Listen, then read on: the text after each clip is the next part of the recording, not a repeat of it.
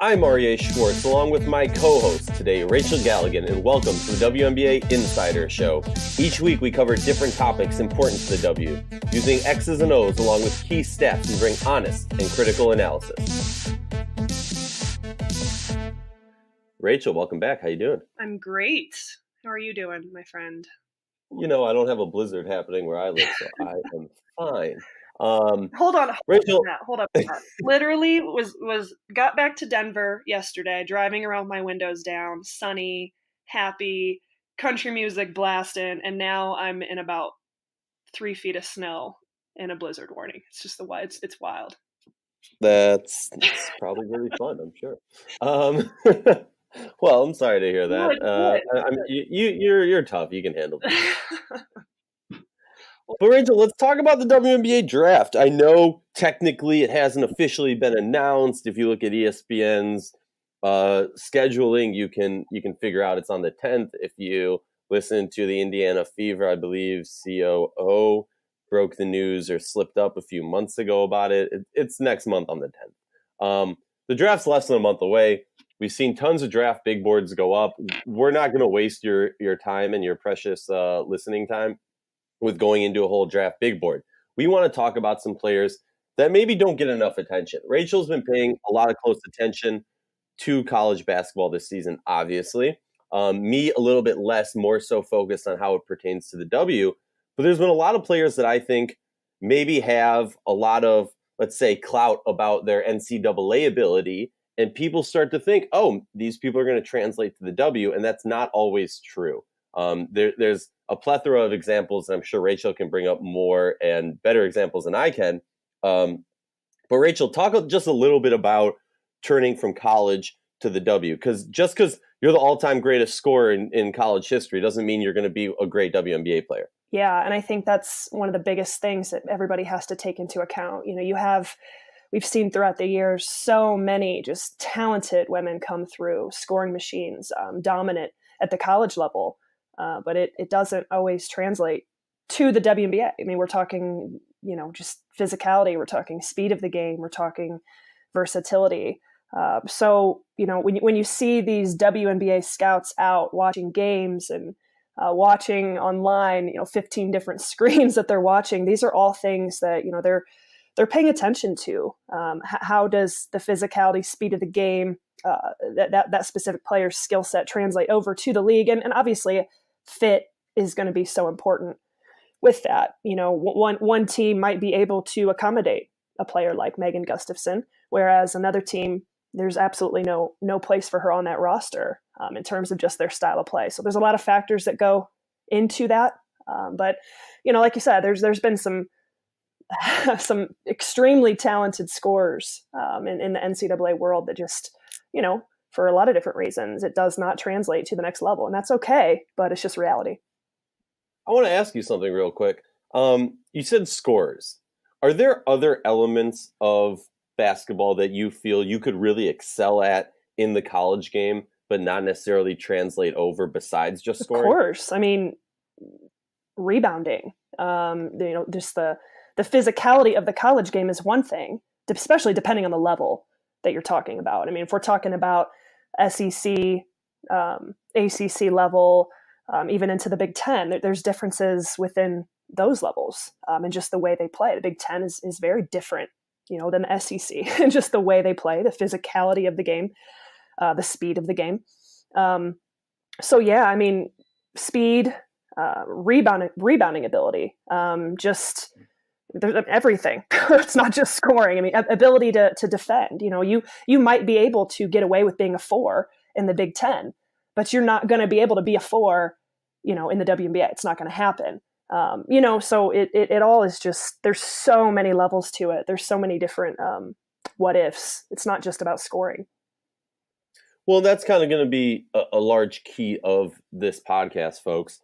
We're not going to give you the answers. We're not going to pretend that we have all the answers. We're going to talk about some players we think should be getting a little bit more attention, but we're also going to pose some of the question marks on them that are legitimate question marks that nobody necessarily knows the answer. Everyone's going to have their own opinion. And we'll leave it up to you to kind of, make your own bed and lay in it, if you will.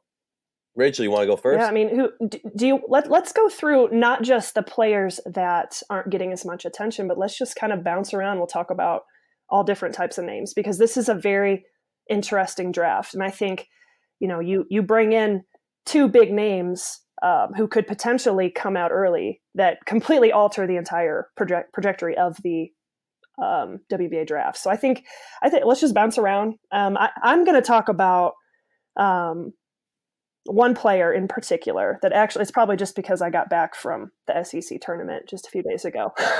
So I'm all hyped up on the Anriel Howard train, but my God, she right now, if you get online and you do some research, people have her going, second rounds. I put very little stock into mock drafts. I don't really spend a lot of time looking at them. I don't want to make them myself, even though my editors want me to come up with them. I don't know that I see a reason for it, but they are fun, for everybody who puts the time to put them together. But, Anriel Howard is an interesting player to me. She completely showed out at the SEC tournament as Mississippi State went on to win the entire thing. And I think she's an interesting player because she's got the physicality.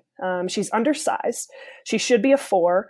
But, you're looking at 3-4 type of range. But my God, she is playing at a really high level right now. And you have her with the combination of Teaira Mcgowan playing together and the way they are gelling offensively, playing off one another was really fun to see. And I think, head coach Vic Schaefer even said, they're starting to gel with the way they're playing. And you could translate that to the next level. We all talk about Teaira Mcgowan, and obviously she's going to go extremely high in the draft. And I think she can have a pretty good WNBA career. I really do. But Anriel Howard, I think, could be kind of a sleeper, especially as we're watching her through the course of this year. And she has continued to elevate her game to the next level as time has gone on. And she's someone that I think, heading into this NCAA tournament, potentially even into the Final Four, whatever it may be, her draft stock could continue to go up because she's just, like you said, she's got the undersized aspect of it, which is a knock, but she brings so many other dynamic elements from her first step, her ability to score, her toughness, her grit, her strength, that I think is really appealing to a lot of WNBA coaches. I definitely agree. And I think it's interesting to see, how she gels with, let's call them a big, and how she's going to fit into other teams. And they're kind of saying, oh, we see how she's vibing with her big on this team. What can she do on our team? That's going to be the question. It's not I heard it on a podcast recently. I'm blanking on who it was. I want to say it was Cheryl Reeve saying, everyone always says you go for the best pick, but that's so based on it's so easy to say the best pick. We're going to take the best pick here, but the best pick to this person is not the best pick to this person. Right. It's not the best pick to this person. And like you were saying a moment ago, it has to fit onto your team. And that's where I'm talking about Megan Gustafson. I have a few bullet points on that. Hold on. When I'm looking at who's Megan Gustafson? Yeah. I thought it was Mary. Do you Wait, what? All right.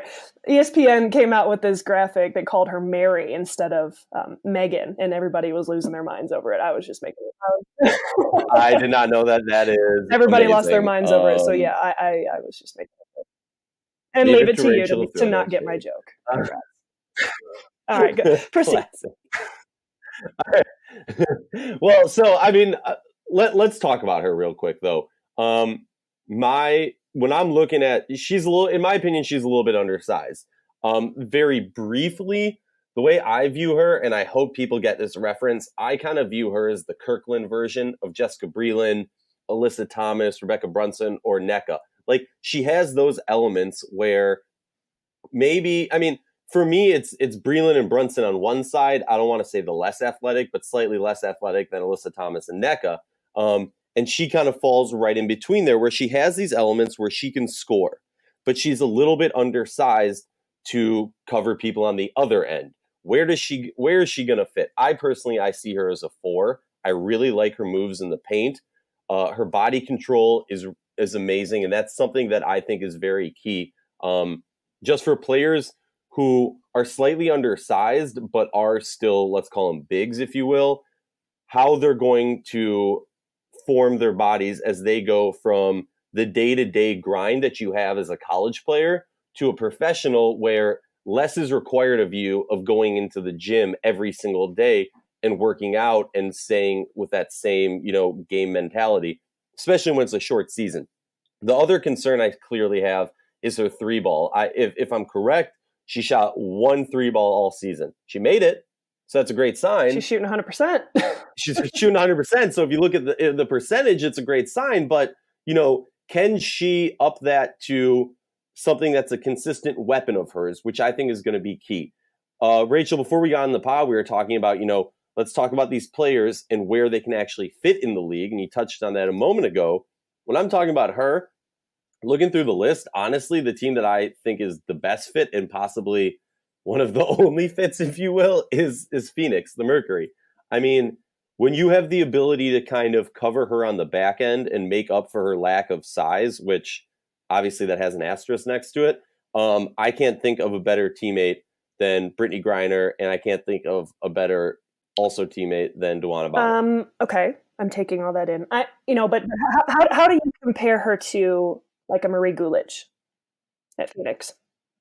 Where does she fit? Where does she fit with that dynamic? You know what I'm saying? That's a good question. What we saw her bring to the table last year with Phoenix in her rookie season, which was very limited. But those are the types of things you're looking at. You have a Marie Gulich, you have a Megan Gustafson. Which one do you take? One has a little bit more size. One probably has a little bit more, I guess. Some would say skill just around the basket. Some would argue against that. But that's to me, that's a big question. And I don't need you to answer that because I think everything we're posing right now are just a ton of questions. But with Gustafson, the thing about her is, she is a tremendous talent. I mean, I adore her game. I love watching her footwork. She's one of the most knowledgeable post players we've seen in years in terms of just her understanding of the game, understanding of angles, understanding of positioning. I mean, she's got great hands. She can finish. I love her. I could talk about her. Just to make myself look smart, those were all reasons that I compared her or gave that NECA-esque dub to her. Right. Because of that footwork. I think she makes up for her lacks with that knowledge and that IQ. Right. But that to me, I think she's a little bit of what I would call a tweener, especially when we're talking about the next level. Like you said, you see her as a 4.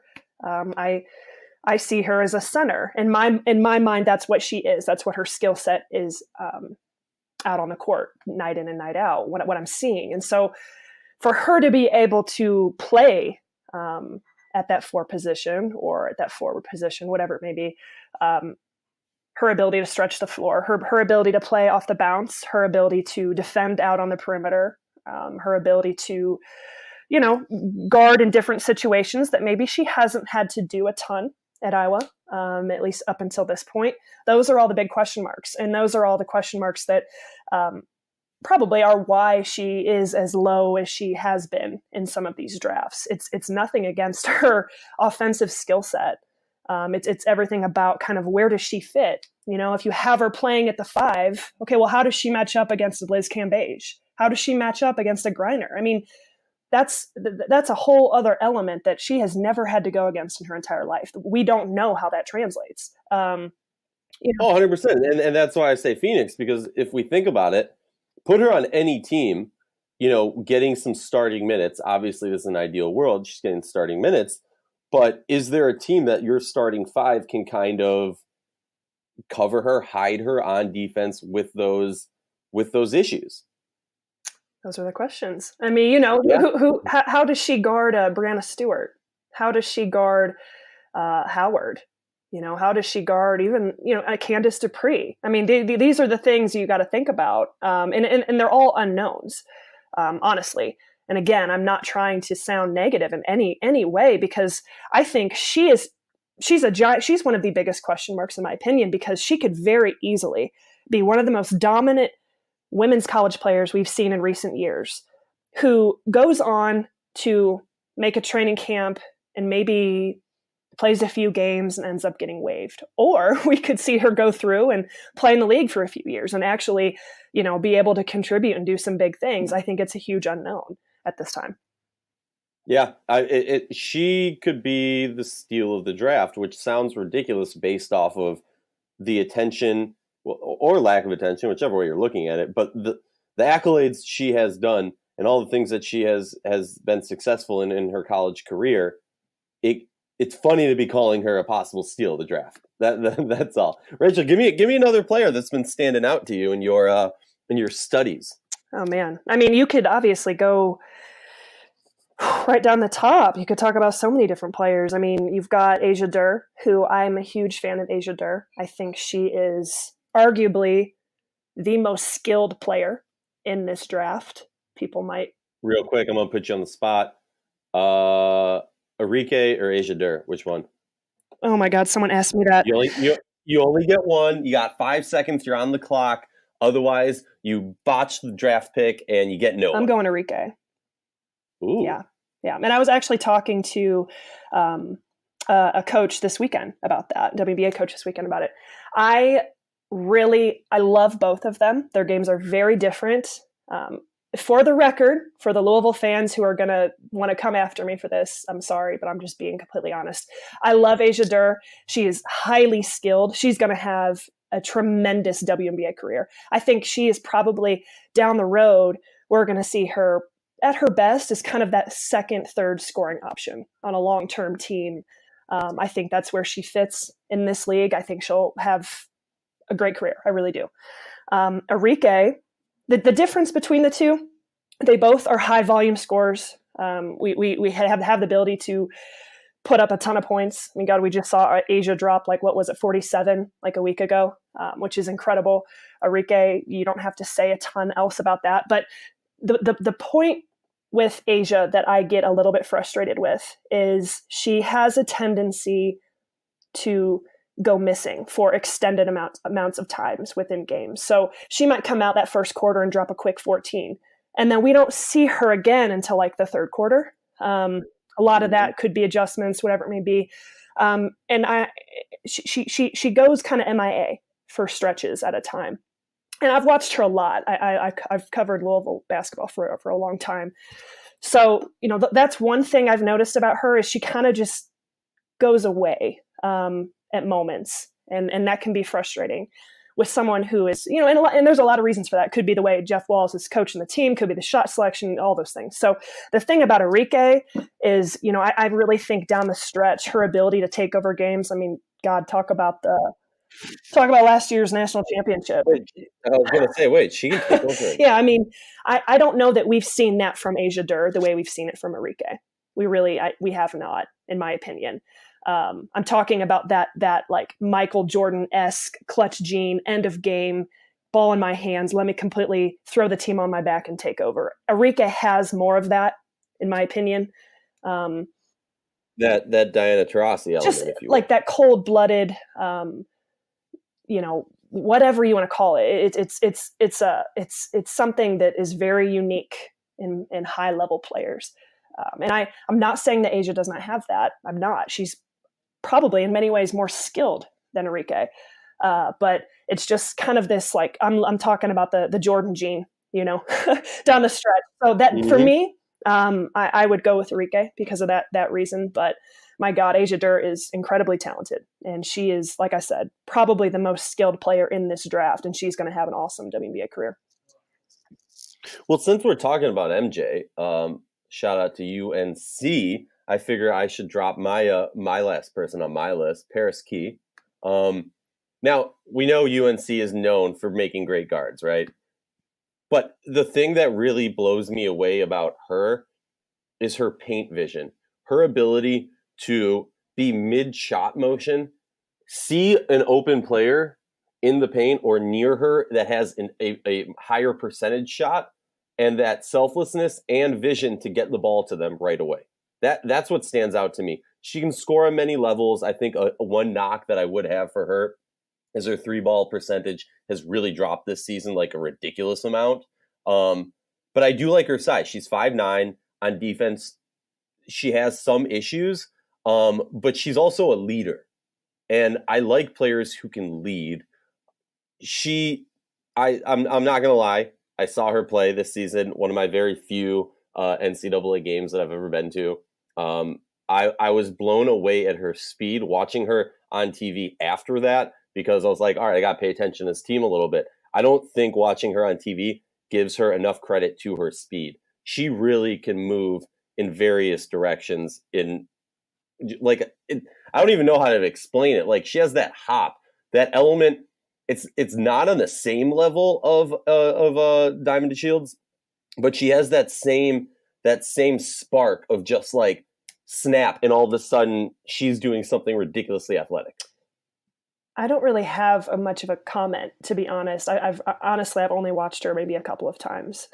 So no, I'll be real. I mean, like, look, I think I've seen her projected 3rd round. I've seen her projected 2nd round.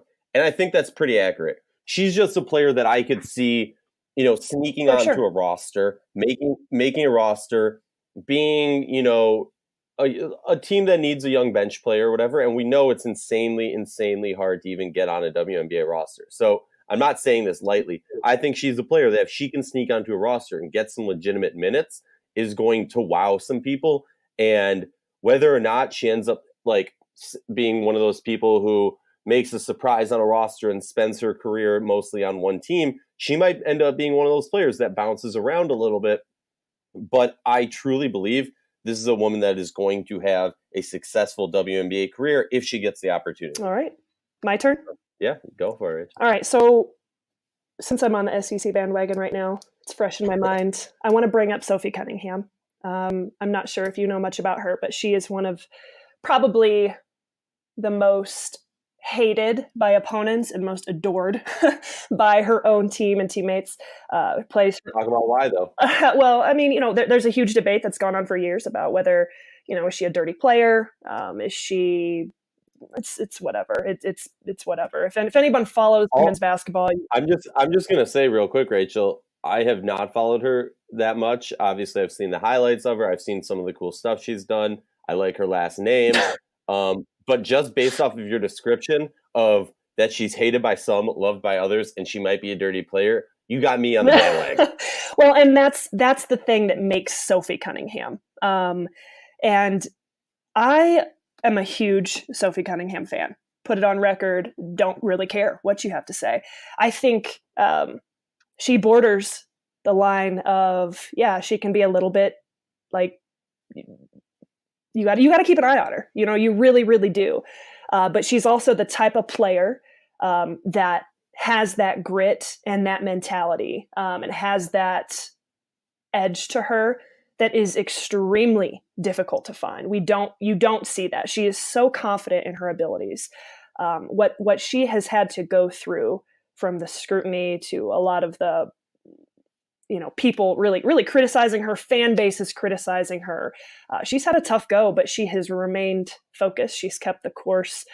She in so many ways has thrown this Missouri basketball team on her back. And she is now the all-time leading scorer for Missouri. But I think what I love the most about her, she's the type of player.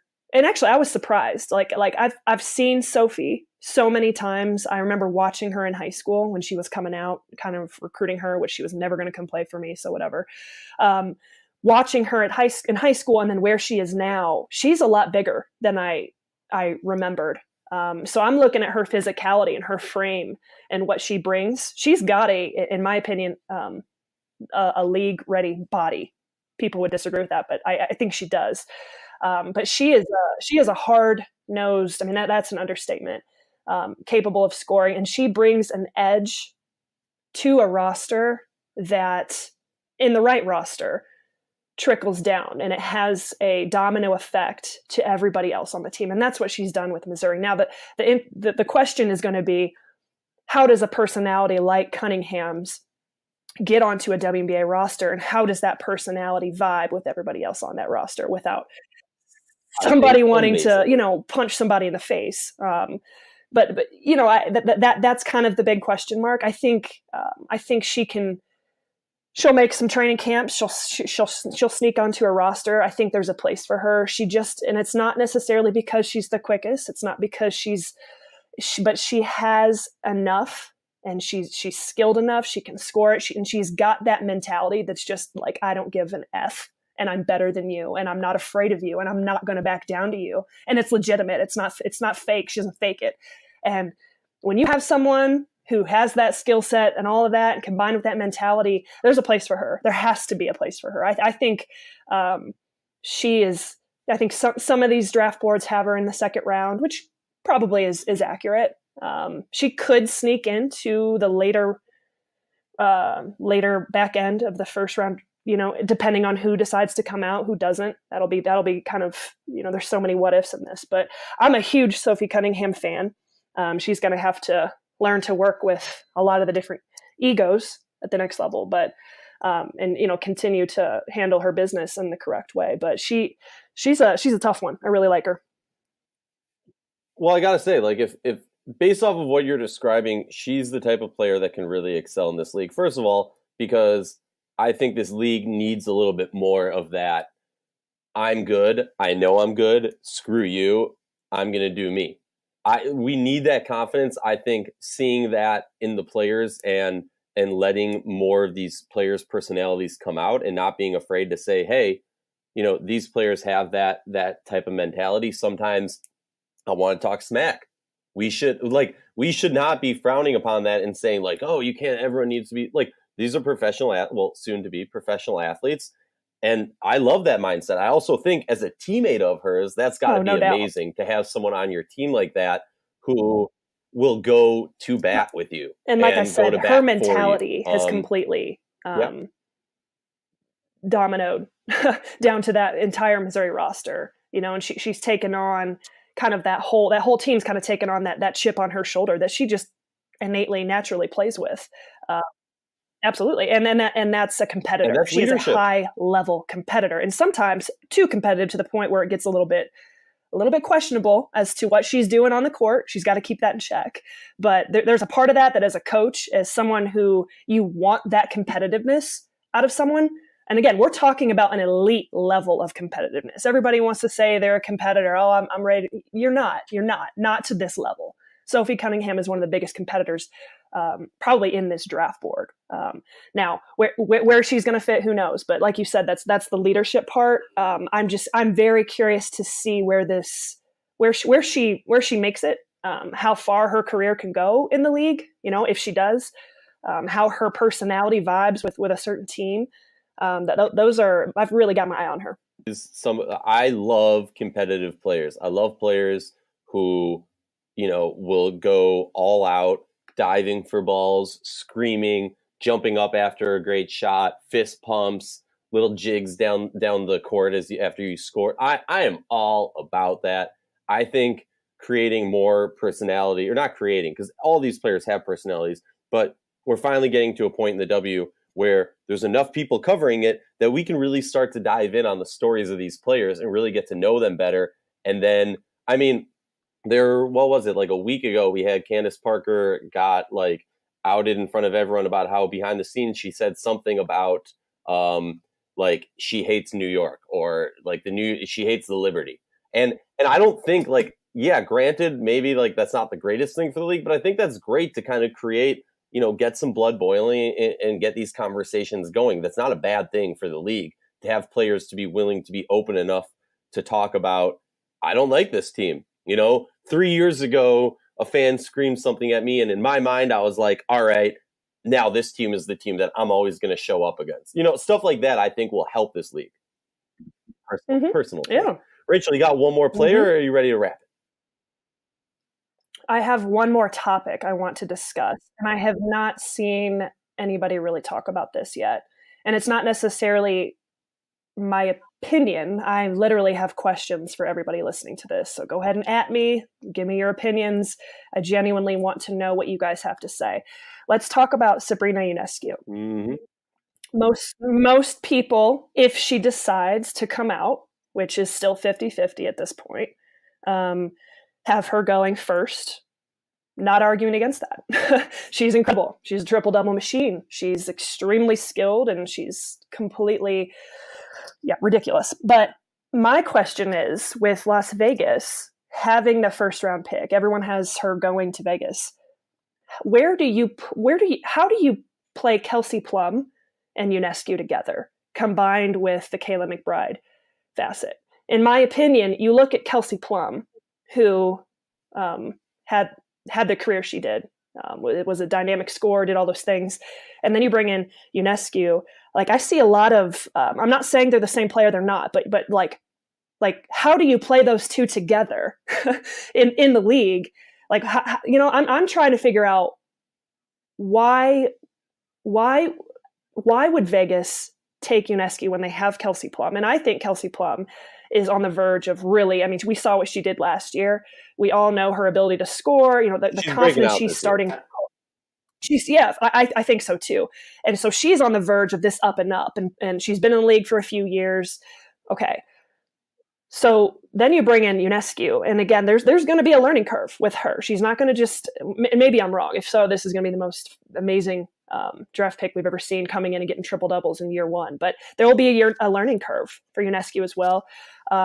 So it might take a couple years for her to kind of find her footing the same way as it has with Plum. But I'm trying to figure out how those two play together. You know what I'm saying? Like, and then defensively, if you're Vegas and you've got Ionescu, Plum, and McBride like guarding on the perimeter, I'm not a fan of that. I struggle with that. So this is a question that I have. How does Vegas, do they just take her because she's the best pick in this draft, and then you just have Plum and Ionescu, and then you got to find a way to kind of play them together? I don't know. This is just something I've been thinking about a lot with those two together, and that fit with Vegas and the personnel that they have. Are they too similar from a physicality, from a defensive standpoint, to, in a lot of ways, almost being a liability? I don't know. That's just my question out there. Or does Vegas decide to go a different route? I think if she declares Vegas is taking her no matter what, and let's not look away from the idea of some trades going down. I just think it's legitimate. What you're saying is very legitimate. It's been, like, we've talked about it before. It's been popping around in many people's heads. The real question is, all right, we're thinking that way. So then obviously, too many cooks. Someone's got to go. And do you put your money on this young talent that has kind of this potential ceiling that we don't know where it's at, that all these question marks? Or do you stick with something that, you have these two players that you have an idea? I mean, like we're talking about Plum, I think we're all kind of waiting for her to have that breakout season this year. So do you kind of put your card? I just want to make so many betting puns because it's the Aces. But like, are you going to put all of your cards or all your chickens in one basket and eggs? You can put all your chickens in one basket, or are you gonna hope that it works out with this new young player? It's a very interesting situation to have, and I think the Aces are in a lovely situation for this coming year. Well, and like you said, there is still the Liz Cambage trade talk is heating up again. Things are going down. Things are happening. Heard it here first. Things are starting to heat up, and it still feels like it's taken forever, and it probably will. But that trade alters like 4 different teams. You know what I'm saying? Like so it's too early to even talk about Vegas with the number 1 pick, because there's still a possibility that Cambage ends up at Las Vegas. I think it's a complete unknown at this time, but whether she ends up in LA or she ends up in Vegas, I think it's probably 50-50 at this point with both of them. But, like you said, the trades, that one itself has such an impact on so many different teams, and it has such an impact on so many different decisions that these coaches are going to make heading into the draft. So all of this at this point is just, we'll be singing to a different tune here a month from now. So, March Madness is going to raise and drop other people's draft stock. Then the draft's going to come around. Certain people are going to declare, certain people won't. And we're going to see a lot of motion. This has been a fun offseason, and it ain't done. It ain't done. You said it. It ain't done. But we're done. This has been the WNBA Insider Show. Rachel Galligan and me, Arya Schwartz. Each week, different topics important to the W.